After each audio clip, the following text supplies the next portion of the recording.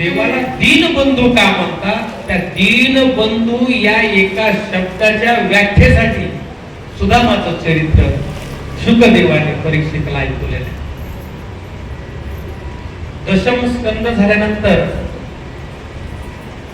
एकादश स्कंद येतो. या एकादश स्कंदाचं फार महत्व आहे. एकादश स्कंदावर साधारण 1300 श्लोकांवर 18,000 ओव्या नाथ महाराजांनी दिलेल्या आहेत. आणि वारकरी संप्रदायामध्ये प्रस्थानत्रयपैकी एकनाथी भागवत नावाचा जो ग्रंथ आहे तो फक्त एकादश स्कंदावर. महाभारतातल्या भीष्म पर्वामध्ये 700 श्लोक बाजूला काढून ती भगवद्गीता झाली.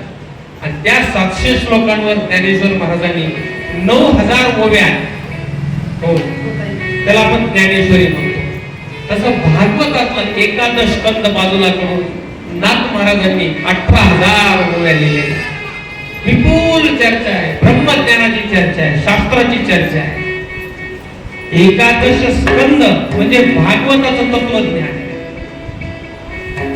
आणि म्हणून सुरुवातीला एकादश स्कंदामध्ये भगवंताला आता वैराग्य येऊ लागले. पांडवांवर अत्यंत प्रेम असणारा हा भगवंत. आपण हरिपाठा म्हणतो द्वारकेचा राणा हो, द्वारकेचा राजा आहे. पण अर्जुनावर, पाचही पांडवांवर फार प्रेम त्याचं. पण आता भगवंताला सुद्धा वैराग्य आलेले. आणि त्याने विचार केला की मी जर आता या यदुवंशाला ठेवलं तर यदुवंश काय करतील? त्रास देतील. म्हणून मी जाण्या अगोदरच यदुवंश संपला पाहिजे. म्हणून एका ऋषी गर्वी स्वतःच्याच कुळाला एक शाप देण्याची लीला भगवंताने केली. पिंडारक नामक तीर्थामध्ये दुर्वास ऋषी बसले होते. दुर्वास ऋषी बसलेले असताना काही यदुकुळातले मुलं खेळत होते. त्यांना वाटलं या ऋषींची आपण टिंगलटावळी करावी, परीक्षा घ्यावी. म्हणून त्यातल्या सांब नावाच्या एका मुलाला, दिसायला सुंदर असलेला मुलगा, त्याला साडी घालून त्यांनी कन्या केलं. आणि ती गर्भवती आहे असं दाखवलं. आतमध्ये अशा चिंध्या ठेवल्या. आणि एक जण त्यातले 2 जण त्याला घेऊन ऋषींकडे गेले, नमस्कार केला दुर्वास ऋषींनी. आणि त्यातलं एक जण आपला बोलला, महाराज ह्या कन्येचा विवाह झालेला आहे, ही गर्भवतीला काय होईल सांगा. दुर्वास ऋषीने अंतर्ध्यानाने ओळखलेले की अरे माझी गंमत करताय. दुर्वास ऋषी म्हणाले ही गर्भवती ना, हिला एक मुसळ होईल आणि ते मुसळ तुमच्या यदुवंशाचा नाश करेल. मुलं घाबरले, धावत पळत आले. पटकन ते चिरकुट काढलं, त्याच्यामध्ये खरंच मुसळ निघाला. त्यांना वाटलं काय करावं, घाबरले. त्या मुसळाचा बारीक चुरा केला, समुद्रामध्ये फेकला. त्याच्यात एक तुकडा राहिला, तोही समुद्रात फेकून पळून गेले. इकडे सुरुवातीला येऊन एक कथा सांगून एकादश स्कंदामध्ये अनेक तात्विक चर्चा झालेली आहे. नवयोगेश्वर जनक राजा यांची आध्यात्मिक चर्चा झाली. ती चर्चा आपण करूया आणि मग पुढे जाऊया. साधारणतः एकादश स्कंदाचा 2रा अध्याय ते 5वा अध्याय, या अध्यायामध्ये चर्चा आहे. निमी राजाला नवयोगेश्वर भेटले. या नवयोगेश्वरांचे नाव होते कवी, हरी, अंतरिक्ष, प्रबुद्ध, पिपलायन, आविर्होत्र, द्रुमिल, चमस आणि करभाजन. एका योगेश्वराने अत्यंत चर्चा सुंदर केली. पण तुम्हाला सांगायचं काय, संवादामध्ये मुख्य 3 प्रश्न पुढे आलेले. निमिराजाने प्रश्न विचारला, सर्वोत्तम धर्म कोणता? दुसरा प्रश्न विचारला, नारायणाचे भक्त कसे असतात? आणि तिसरा प्रश्न विचारला, माया म्हणजे काय? तुम्हाला खरं सांगू का, आपल्याला तर असे प्रश्न पडणार नाही जगात की पण भागवतातून असे प्रश्न काढून आपण ते विचारले पाहिजे बरं का महात्म्याने. आजही महात्मे नाही. लोक म्हणतात आता कुठं राहिले संत. संत नाही का संत ओळखण्याची दृष्टी आम्हाला नाही. आम्हाला दृष्टी नाही त्याची. संत नाही कोण म्हणतो. जसा चष्मा घालतो तसं जग दिसतं आपल्याला. काय म्हणून जग आम्हाला चांगलं दिसावं, चांगला चष्मा घालावा लागेल.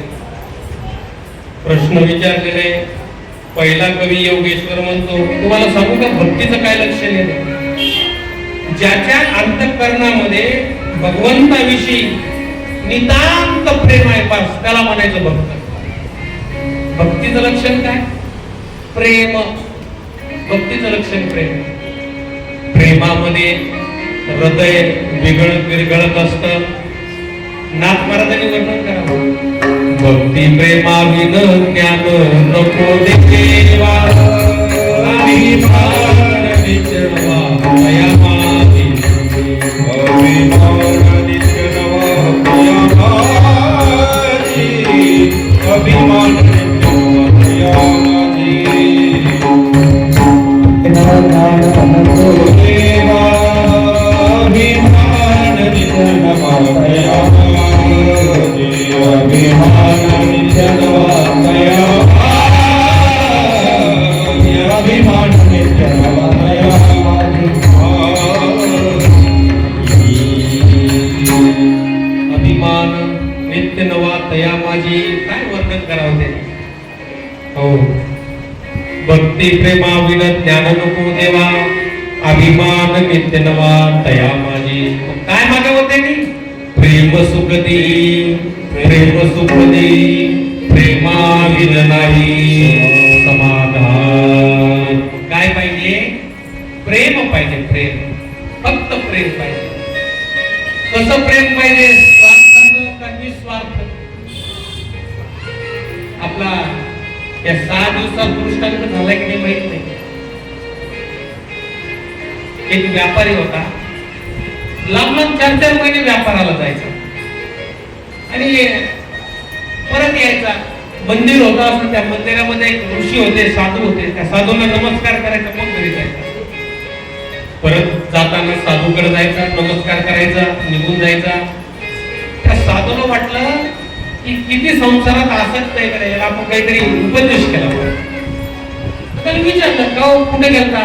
त्यांनी सांगितलं महाराज विदेशाला 4 महिने गेलो, भरपूर पैसा कमवला. कोणा करता म्हणजे कुटुंबा करता. स्वतःचा काही विचार म्हणजे माझं काय होईल तसं होईल. माणसाचं असंच आहे. स्वतः होईल आपलं काय होईल तसं होईल. मग कोणासाठी. घरच्यांसाठी. ते म्हणे अरे पण तू स्वतःच्या कल्याणाचा काही विचार केलास का. माझं काय असायचं. या जगाला या कुटुंबाला मी पाहतो. म्हटलं एवढं कुटुंबावर प्रेम म्हणे. हो. कुटुंबाचं तुझ्यावर प्रेम असेल ना म्हणे. हो. हे तू अनुमानाने म्हणतो का खात्रीने म्हणतो. नाही अनुमानानेच म्हणतो. माणूस परीक्षा घेऊया का. हो महाराज. मग म्हणे मी दुधामध्ये तुला औषध देईल. ते औषध घेतल्याने तुझा श्वासोश्वास बंद पडेल काही काळ. पण तुला ऐकायला येईल. मग तू गंमत पहा काय होते ते. काय अर्थ. त्याच्या घरी गेले साधू. त्याला औषध दिलं. तू मेला जर कंटिन्यू असे नाडी पाहिले म्हणे अरे हे ग्रस्त ते केलं. ते ऐकू ना कसं सगळं. ते म्हणे बायको रडायला लागली. रडताना बायको म्हणजे आता माझं कसं होईल. कोणाचं काही हो जे ते आपलंच पाहतं फक्त. आई बाप म्हणले काय कसं काय पूर्ण सगळं दुःख झालं नाही. असं सगळ्यांना दुःख. ते साधू तिथंच होते. साधू म्हटले काय रडताय तुम्ही सर. ते म्हणे अहो आमच्या जवळचा आहे करता म्हणून गेला. म्हणे बरं याला जिवंत करायचं का. म्हणजे हो. त्यांनी अर्धा किलो दूध आणलं. म्हणे हे दूध जो पिल तू मरण जिवंत. चला बरं म्हणे आता कोण कोण दूध प्यायला तयार. बायकोला विचारलं तर बायको म्हणे मी तसं केलं असतं पण पोर आहे म्हणून थांबा लागलं. पत्ता कट. आईला विचारलं. आई म्हणे मी गेले असते पण म्हाताऱ्याचं कसं होईल. कसं थांब नाही झाला पत्ता कट. सगळ्यांचे नंबर झाले पण हे ऐकत होता. हा विचार केला आतापर्यंत माझं आयुष्य मी कोणासाठी झिजवलं. हो. सगळे नाही नाही नाही, मुलं नाही म्हटले, आई बाप नाही म्हटले, बायको नाही म्हटली, सोयरे धायरे सासू नाही कोणाचे कोणी तुझे नवे रे कोणी, नाही कोणाचे कोणी तुझे नवे रे कोणी, अंती जाशील एकल प्राण्या माझे माझे म्हणूनी, अंती जाशील एकल प्राण्या माझे माझे म्हणूनी, प्राण्या मायेचा बाजार, प्राण्या मायेचा बाजार, प्राण्या मायेचा बाजार, प्राण्या मायेचा बाजार. नाही कोणाचे कोणी तुझे नवे रे कोणी, नाही कोणाचे कोणी तुझे नवे रे कोणी, अंती जाशील एकल प्राण्या माझे माझे म्हणूनी, अंती जाशील एकल प्राण्या माझे माझे म्हणूनी. बहीण कोणाची भाऊ कोणाचा कोण कोणाचे सगळे सोयरे, भाऊ कोणाचा कोण कोणाचे सगळे सोयरे, बहीण कोणाची भाऊ कोणाचा कोण कोणाचे सगळे सोयरे, बहीण कोणाची भाऊ कोणाचा कोण कोणाचे सगळे सोयरे. हे मागे सर्व राहिले दिल धागे डोरे, सर्व राहिले दिल धागे डोरे, राधा मायेचा राधा मायेचा बाजार. नाही कोणाचे कोणी तुझे नवे रे कोणी, नाही कोणाचे कोणी तुझे नवे रे कोणी, अंती जाशील एकल प्राण्या माझे माझे म्हणूनी, अंती जाशील एकल प्राण्या माझे माझे म्हणूनी, माझे माझे म्हणूनी, माझे माझे म्हणूनी. यासाठी जर उपाय कोणता असेल, तुकोबाराने तो उपाय सांगितलेला आहे. संत समागमी करावी आवडी, करावी तातडी परमार्थाची. म्हणून भक्तीचं लक्षण सांगितलेलं आहे. भक्ती म्हणजे एका एका व्याख्या सांगतो तुम्हाला. एकादश स्कंदामध्ये सुंदर वर्णन आलेलं आहे. भगवंताविषयी अंतःकरणात प्रेम असणे म्हणजे भक्ती. हो, अखंड प्रेमाची धारा. अहो, या भक्तीचे सूत्र तयार झाले नारदांच्या. नारद भक्ती सूत्र म्हटलेले, त्याला आपण अभ्यास करत नाही, अभ्यास केला पाहिजे या ग्रंथांचा. दुसरा हरी नावाचा योगेश्वर, त्याने वर्णन केलं नारायणांचं दर्शन कसं होईल. त्यांनी सांगितलं सगळ्या प्राण्यांमध्ये तुम्हाला देव दिसावा, याला म्हणायचं नारायणाचं दर्शन. जे जे दृष्टी दिसे ते ते हरी रूप, पूजा ध्यान जप त्याची नाही. खरे जे साधू असतात पर्वताला पाहून नमस्कार करतात, वृक्षांना पाहून, प्राण्यांना पाहून, सगळ्यांना पाहून नमस्कार. सर्वत्र हरिदर्शना, सर्वत्र दर्शन करायचं. अंतरिक्ष नावाचा तिसरा योगेश्वर, त्यांनी मायेचं स्वरूप सांगितलंय. त्यांनी सांगितलं की माया ही देवाची शक्ती आहे, लक्षात घ्या. एरवी मायेचं फार वर्णन केलंय. सा माया, माया जी नाही तिला माया म्हटलेलं आहे. कासवीला दूध असतं का? नाही. ती नेत्राने आपल्या मुलांना पुष्ट करत असते कासवी. समजा मी तुम्हाला सांगितलं यातलं काय खरंय मला सांगा. परवा मी लग्नाला गेलो होतो. 10 एकरामध्ये मंडप दिलेला होता. सस्याच्या शिंगांचे खांब होते, आकाशाच्या फुलांच्या माळा होत्या, वंदेचा पुत्र होता, हनुमंतरायची मुलगी होती. काय खरंय? हे झालेलं लग्न का न झालेलं लग्न? आता माया म्हणजे नाही, लक्षात घ्या. प्रबुद्ध नावाचा चौथा योगेश्वर, त्यांनी आत्मज्ञानाची व्याख्या केलेली. जो एकच भगवंत सर्वत्र समजतो. श्रीमदाद्य भगवान शंकराचार्यांनी वर्णन केलेलं आहे. श्लोकार्धेन प्रवक्ष्यामि यदुक्तं ग्रंथकोटिभिः ब्रह्म सत्यं जगन्मिथ्या जीवो ब्रह्मैव नापरः. वा, ज्ञानेश्वरीचं वर्णन देऊ, उदाहरण देऊ का? वाचो निज्ञानी विनये की उपाय करीसी अधिके. हो, वाचो निज्ञानी विनये उपाय करीसी जितुके तिये गुंफिसे अधिके रुखिये. ज्ञान हातामध्ये पाहिजे. ज्ञान म्हणजे कोणतं? आत्मज्ञान. मी कोण आहे मी कोण करावा विचार म्हणे ज्ञानेश्वर. पिपलायन नावाचा 5वा योगेश्वर त्यांनी नश्वरता सांगितलेली आहे. या देहाला काय आहे? नश्वरता आहे. नाशिवंत देह जाणार सकळ आयुष्य खातो काळ सावधान. अविहोत्र नावाचा 6वा योगेश्वर आहे. त्यांनी कर्म सांगितलेलं. तुम्हाला कर्मातून सुटायचं असेल तर त्याचा उपाय या योगेश्वराने सांगितला. तुम्ही जे कर्म कराल ते कर्म भगवंताला काय करा? समर्पित करून टाका. काही केलं तुम्ही ऐकत असाल कीर्तन झाल्यावर काय म्हणतो आम्ही? झालेली सेवा भगवंताला. तसं तुम्ही स्वयंपाक केला, झालेला स्वयंपाक भगवंताला आज म्हणलं पाहिजे ना आपण. सहज कर्मे ते झाले ब्रह्मार्पण.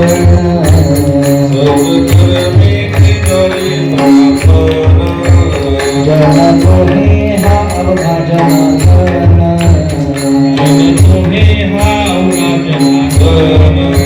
ऐसे ऐकता निवती साधुजना.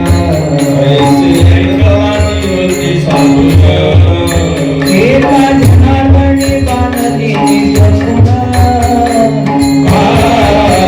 झाली संध्या गंधे माझा देवा.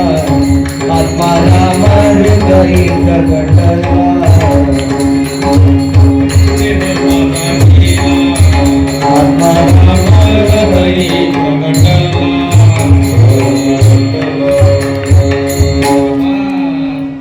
नैष्कर्म्य होण्याचा एकच उपाय मी कर्म केला असं म्हणूच नका. मी करतोय का परमात्मा माझ्याकडून करून घेतोय? मग मी करतो काय म्हणता? जे जे होईल तुमच्याकडून, जे चांगलं कर्म होईल कोणी केलं? त्या परमेश्वराने केलं. कर्म विकर्म अकर्म असे त्याचे प्रकार भागवत शास्त्रामध्ये वर्णन केलेले आहे. द्रुमिल नावाचा 7वा योगेश्वर याने भगवंताच्या लीला सांगितल्या. 24 अवतार भगवंताचे झाले आणि त्याच्या वेगवेगळ्या लीला आपण भागवतामध्ये त्याच्यावर श्रद्धा ठेवली. श्रद्धावानम लभते ज्ञान. श्रद्धावाना ज्ञान मिळत असतं. चमस नावाचा 8वा योगेश्वर आहे. त्यांनी सांगितलं वर्णाश्रम आपला पाळला पाहिजे. जे ज्या वर्णात आपण ब्राह्मण क्षत्रिय वैश्य शूद्र आपला जो वर्ण आहे त्या वर्णाश्रमानुसार आपण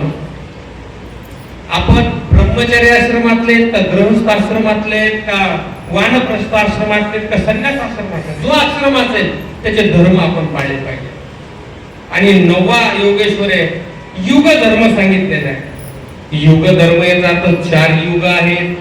त्यापैकी सध्या कली सुरू आहे आणि कलियुगामध्ये आपल्याला साधन जर कोणतं दिलं असेल तर नामस्मरणाचं साधन दिलेलं आहे. कलियुगा माझे करावे कीर्तन. तिन्ही नारायण दिलते. तिन्ही नारायण दिलते. नारायण दिलते. माझी करावे कीर्तन.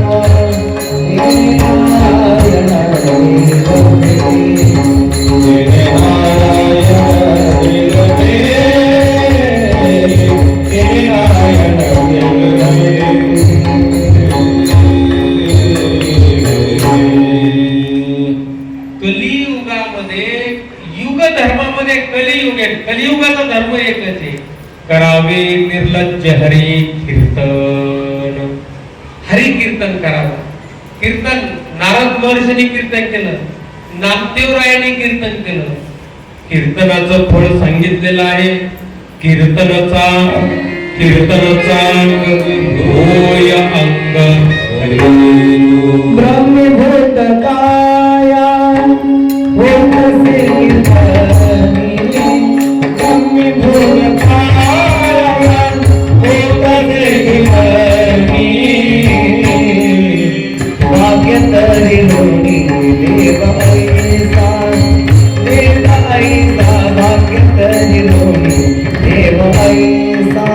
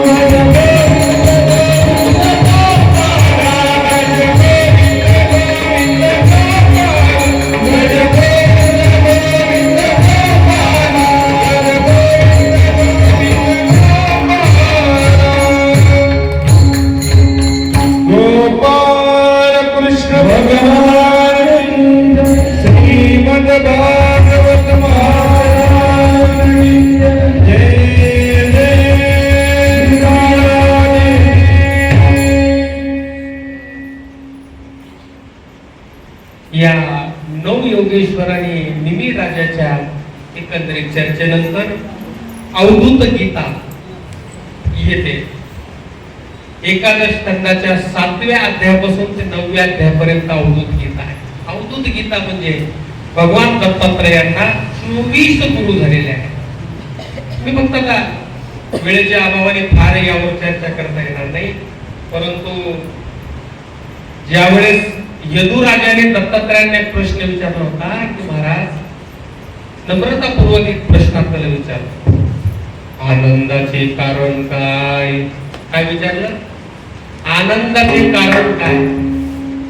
कशाने आनंद मिळतो जीवनामध्ये? त्यावेळेस दत्तात्रयाने उत्तर दिलं की आनंदी माणसाच्या बाबतीमध्ये एक तुम्ही ज्याच्याकडे पाहाल त्याच्यातले चांगले गुण घ्या, तुम्हाला आनंद मिळेल.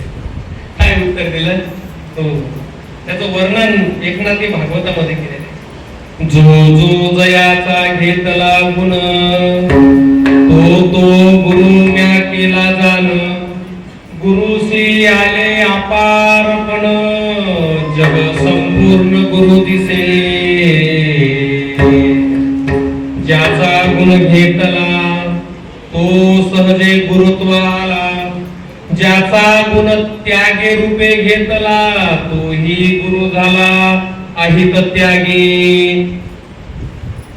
त्या 24 गुरु मध्ये काही गुरु असे की त्यांचा त्यांनी त्याग केला की हे वाईट गुण माझ्यात नको, तोही माझा गुरु आहे. काय चांगले गुण घ्यायचे आणि म्हणायला हा गुण मी घेतला तो माझा गुरु आहे, आणि जो वाईट गुण आहे त्याच्यातही सांगायचे अरे इतका वाईट गुण नसला पाहिजे, तू माझा गुरु आहे हे मी शिकलो, आता तिकडं हा गुण नको मला. म्हणून 24 गुरु आहे. फक्त मी यादी वाचतो आता, आज त्याच्यावर चर्चा करत नाही. पृथ्वी, वायू, आकाश, जल आणि अग्नी याला काय म्हणायचं? पंचमहाभूतांना गुरु केलं. चंद्र, सूर्य यांना, कारण सूर्य कर्माचं प्रतीक आहे. एक दिवस उशीर येत नाही का? आतल्या कंटाळा तासभर झोपतो असा सूर्य म्हणल्यावर तुमचा कसं होईल सांगा? कसं होईल? कपोत नावाचा पक्षी, कपोत, ते कपोत पक्षी बसलेला होता, त्याच्या बाजूला त्याची बायको होती कपोती, आणि 2 पिल्ल होते. दत्तात्रय भगवान पाहत होते. ते पिल्ल खेळता खेळता खाली पडले, दगडावर आपटून मेले. त्या कपोती पक्षी गेले, इतकं वाईट वाटलं त्याला, माझी दोन्ही मुलं गेले, मी जिवंत कशाला? तिने उडी टाकली ना, आत्महत्या केली. कपोत पक्षी म्हणतो मुलं गेले, बायको गेली, आता मी तरी कशाला राहू? त्याने उडी टाकली आणि तो मेला. हे कोण पाहत होता? अवधूत. त्याने हात जोडले. एवढा मोह नसला पाहिजे ना. आता ते कपोतच असं करतो का आपण पेपर मधून आपले वाचतो? आता काय हे असे आपल्या समाजात कपोत नाहीत का? नमस्कार केला पाहिजे. इतका मोह नको, मोहांत होऊ नका. एक मोह काढण्याकरता भगवंताला 700 श्लोक सांगावं लागले अर्जुनाला. आमचे गुरु महाराज गमतीने म्हणायचे, लोकाला मोह सोडा सांगणं इतका अवघड झाला, आता लोक मोहाची सोडीना.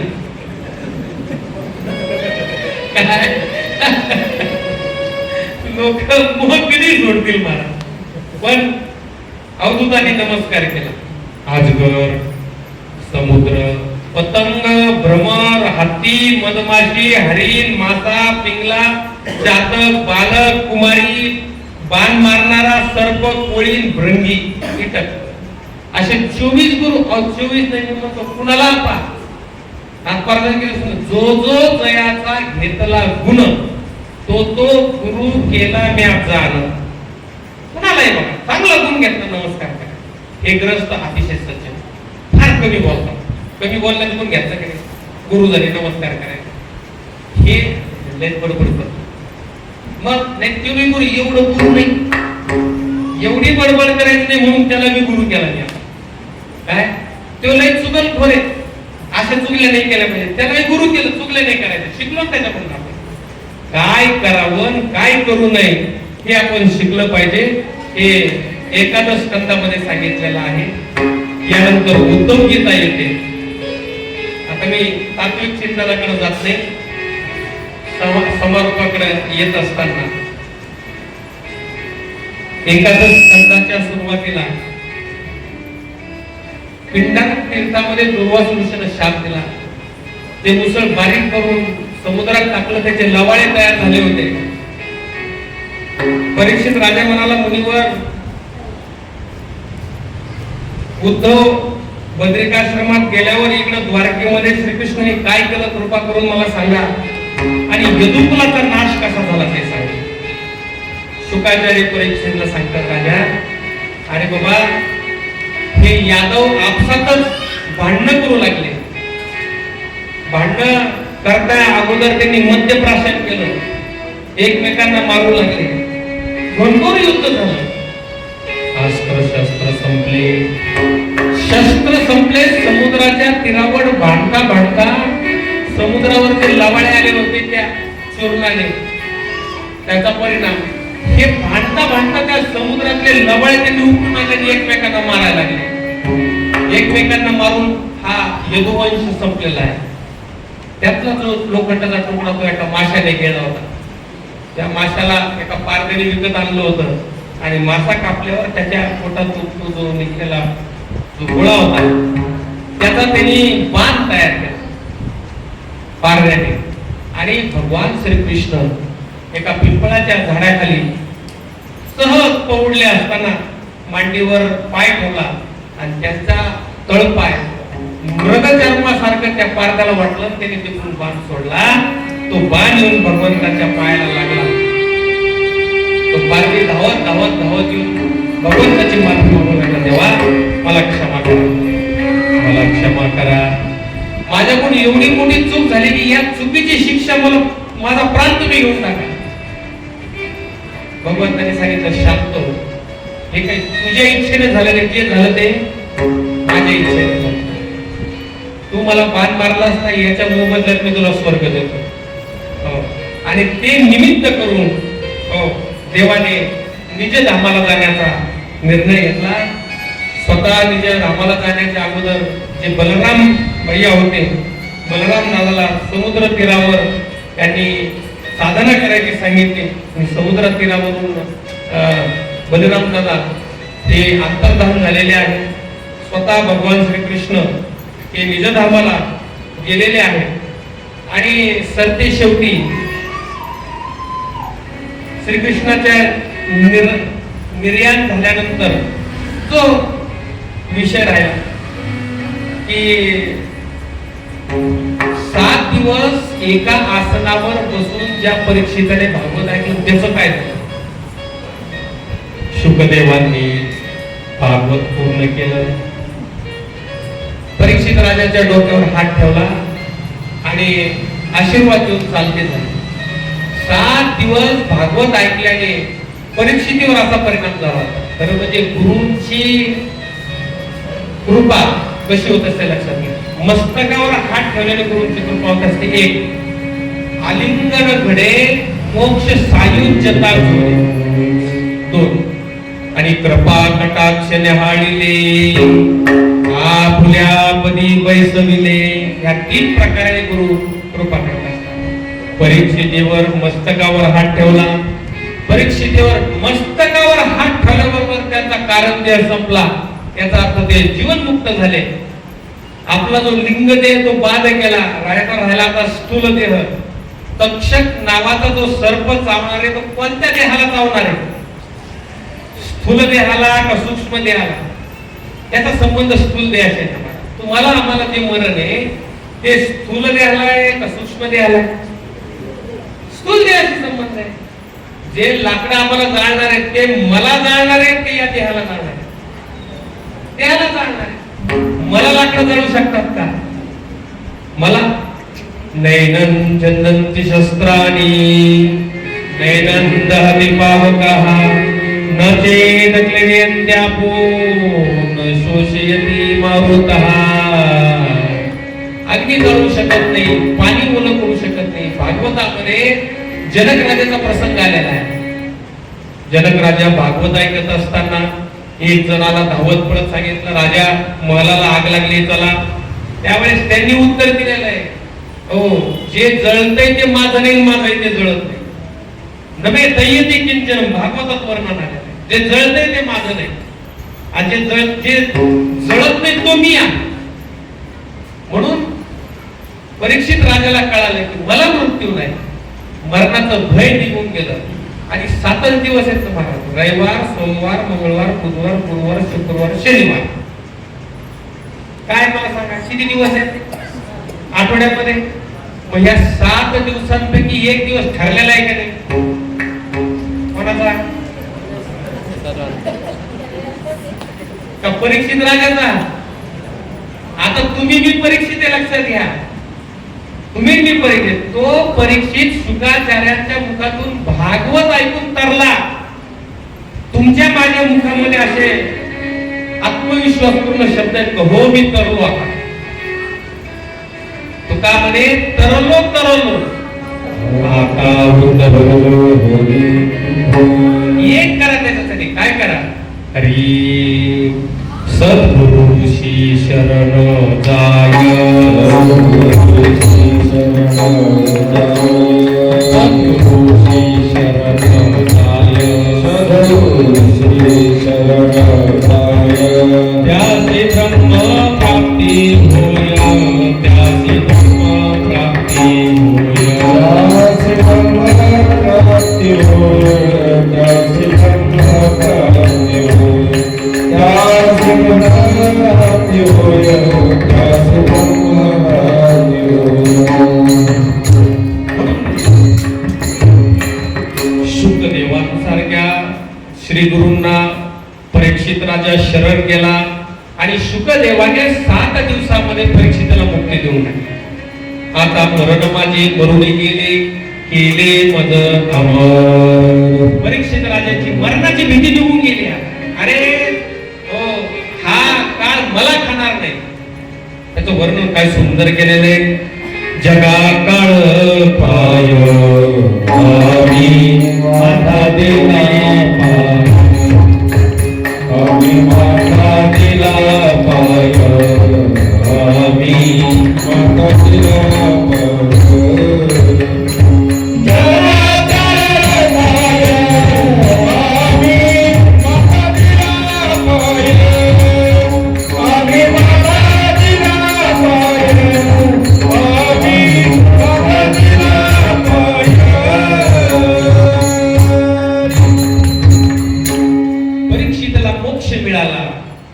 मोक्ष कसा मिळाला? तर म्हणजे कश्यप ऋषींचा आणि त्या तक्षक नागाची भेट झाली. तक्षक नाग म्हणाला, तू दंश केल्यानंतर काय तुझी ताकद आहे? तो म्हणाला, महाराज पाहिजे का तुम्हाला? त्यांनी समोर एक पिंपळाचं झाड होतं, त्या पिंपळाच्या झाडाला दंश केला त्या तक्षक नावाच्या सर्पाने. पिंपळाचं झाड काळकुट्ट पडलं कशाच्या प्रभावाने? त्या विषाच्या. आणि मग त्या कश्यप ऋषीने बघितलं का माझा प्रभाव? कश्यप ऋषीने कमंडलू मध्ये पाणी घेतलं आणि टाकलं त्याच्यात. टाकलं की पुन्हा झाड कसं हिरवं झालं. बघितलं का माझा प्रभाव? तक्षक विचार करायला कमत झाले की नाही, आता मी जर त्या परीक्षिताला डसलो तर हे पुन्हा जिवंत करतील त्याला. चर्चा झाली तर म्हणे, कश्यप महाराज तुम्ही का करता असं? ते मला का करता म्हणे, माझा धर्म आहे तो. ते म्हणे करता कशा करता? काय राजा मला काहीतरी पुरस्कार देईल तर त्यापेक्षा मी देतो ना. काय पाहिजे सांगा तुम्हाला, पण असं काही करू नका. श्रृंगी ऋषींचा शाप आहे, श्रृंगी ऋषींचा शाप मला पूर्ण करायचा आहे. शेवटी परीक्षित राजाकडे तक्षक सर्प जेव्हा आला, पाहिलं की सगळ्या ऋषींमध्ये सत्संग करत असताना परीक्षित दिसला. काय करावं? शेवटी त्या तक्षकने एका बालकाचं रूप धारण केलं आणि हातात फळ घेतला आणि सगळ्या ऋषींच्या मधून जाऊन त्या परीक्षिताला सांगितलं की हे फळ प्रसाद म्हणून तुम्हाला द्यायचं सांगितलं, घ्या वापर. ते प्रसाद म्हणून फळ घेतला, त्याच्यातून एक आळी निघाली आणि आळीचं तक्षक सर्पामध्ये रूपांतर झालं. तक्षक सर्पाने त्या परीक्षिताला दंश केला. परीक्षित तात्काळ परीक्षिताची राख झाली, पण मात्र त्याची जी ज्योत आहे ती ज्योत भगवंतामध्ये जाऊन लीन झाली. याचाच अर्थ त्याला मोक्ष मिळाला. कारण एक का म्हणे, एका मरण्याची सर आहे, एकदा मात्र आपल्याला हे द्यायचं आहे. उत्तमची उरे कीर्ती मागे. परीक्षित राजाची कीर्ती एवढी मोठी उरली की आजही आपण परीक्षितीचं नाव घेतो फक्त श्रवणासाठी. 7 दिवसात मुक्ती झाली तयार. श्रवणे परीक्षिती तरला भूपती एवढं त्याचं महत्व आहे आणि म्हणून परीक्षिताला मोक्ष मिळाला. गोपाल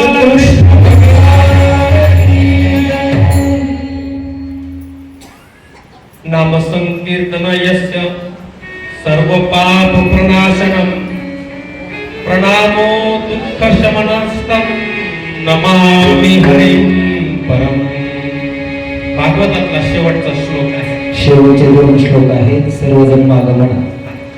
भवे भवे यथा भक्तिः भवे भवे यथा भक्ति पादयोस्तव जायते पादयोस्त्रव जायते तथा कुरुष्व देवेश तथा कुरुष्वे देवेश मातस्त्वं नो यत प्रभो मातस्तन्यो यतो प्रभु नाम संकीर्तनं यस्य महासंकीर्तनं यस्य सर्व पाप प्रणाशनम् सर्वपापप्रणाशनम् प्रणामो दुःख शमनः प्रणामो दुःखशमनः तन्नमामि हरिं परम् तन्नमामि हरिं परम् तन्नमामि हरिं परम् तन्नमामि हरिं परम् तन्नमामि हरिं परम् तन्नमामि हरिं परम् हरये नमः हरये नमः हरये नमः हरये नमः हरये नमः. आपण एक 5 वेळेस आपल्या मंत्राचा एक जप करू आणि मग या कथेला पूर्ण करा. सगळ्यांनी हात जोडा, डोळे बंद करा. मी स्वयंप्रकाश सच्चिदानंद साक्षी आहे. मी स्वयंप्रकाश सच्चिदानंद साक्षी आहे. मी स्वयंप्रकाश सच्चिदानंद साक्षी आहे. मी स्वयंप्रकाश सच्चिदानंद साक्षी आहे. मी स्वयंप्रकाश सच्चिदानंद साक्षी आहे. मी स्वयंप्रकाश सच्चिदानंद साक्षी आहे. मी स्वयंप्रकाश सच्चिदानंद साक्षी आहे. मी स्वयंप्रकाश सच्चिदानंद साक्षी आहे. मी स्वयंप्रकाश सच्चिदानंद साक्षी आहे. मी स्वयंप्रकाश सच्चिदानंद साक्षी आहे. ओम शांती शांती शांती. श्री राधे जय राधे श्री राधे जय राधे राधे. म्हणा सगळे. राधे जय राधे जय राधे श्री राधे जय राधे श्री राधे जय राधे राधे.